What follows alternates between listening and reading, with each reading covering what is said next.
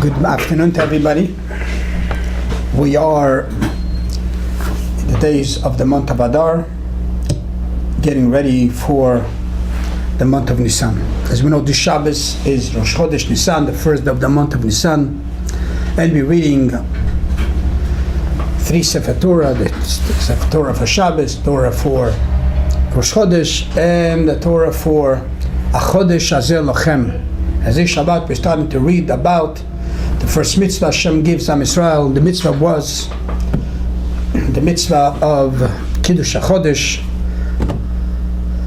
And there we start learning about the idea of Hashem bringing Makat Bechorot, the last and the most harsh plague, on the Egyptians and Pharaoh specific. And the Eden, the Jews are going out of Mitzrayim. So this is how we're getting in now to this month, to the month of redemption, the month of Geula. And there's always the question being asked, why was Pharaoh punished so severe? Many explanations, many ideas. Hashem wanted to take out the Jews of Mitzrayim, but why was he punished so severe? One of the explanations, one of the ideas is we are being told, we learn, is that Pharaoh had a person, he was a person called Kefui Tova. Kefui Tova means there is the idea of Akarata Tov, and the opposite is Kefui Tova. Akarata Tov means when somebody does good to you, you acknowledge, you recognize the good the person does to you. That's called Akarata Tov, to acknowledge the good that someone does to you.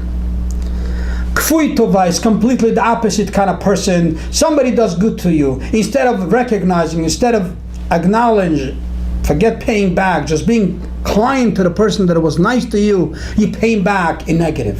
When this was Pharaoh, the Jews really brought the wealth to the Egyptians. As we know the story with Yosef HaTzadik, they brought the wealth, they made Egypt to become an empire.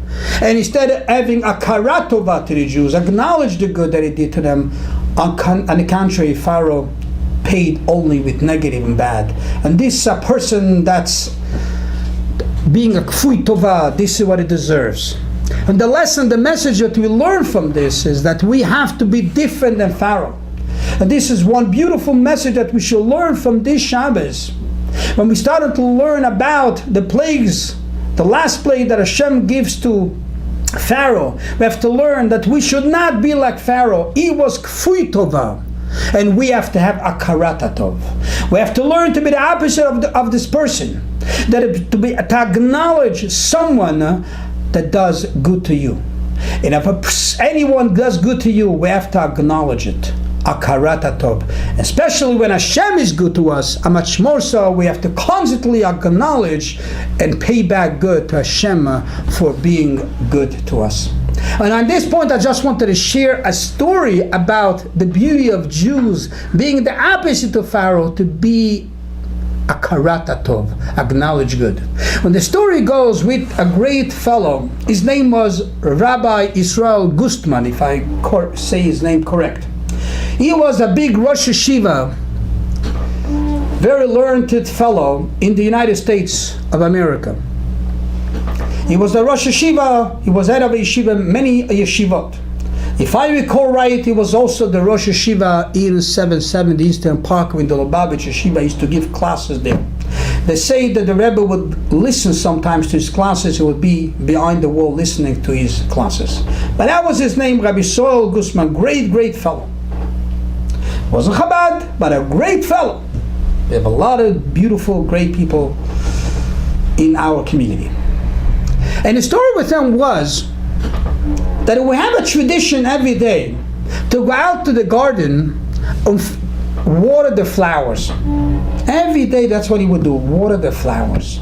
And really do it with, like, meticulous. And even though he was a very busy person in his learning, a very great learner, but he always, every day, gave some time to water those flowers. And everybody was very, very confused with that. Why is so much in these flowers to water the flowers? So he said a story that happened with himself. And it's a beautiful story. And he lived before World War II. And he was a student, he says, of Reb Chaim Oizer. If you heard of Chaim Oizer, he was the Rav of Vilna in Lithuania. Great Jew. He was the pillar of Am Yisrael before World War II. Very close to the previous Rebbe. And he was a student. And he says, one day we went for a walk. The rabbi and the students. And while we went for a walk, we went to a garden. And he showed us different flowers. And he taught us this flower gives energy for this, and this flower gives energy for this.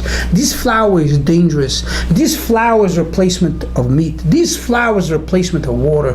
This flower is negative, don't have it, it's gonna ruin you, and so on and so forth. We were very wondering, says, why is it telling us all these details of flower? But we know it was a great man. Rabbi Chaim Oizer was a world-renowned Gadol, as we call him, great Jew. So we were listening. And me too, he says, Rabbi Yisrael, we were listening. After a while, World War II broke out, as we know.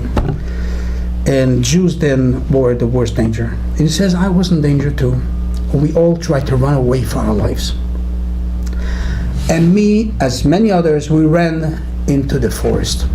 As we know the stories of the partisans. I ran to the forest. But the worst problem in the forest was, he says, food.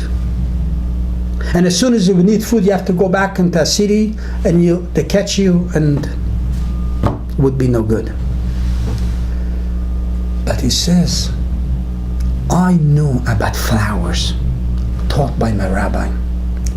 And when I was in the forest, I was able to find those flowers that our rabbi, Reb Chaim Oizer, taught us, which is good, which is healthy, which can give me energy.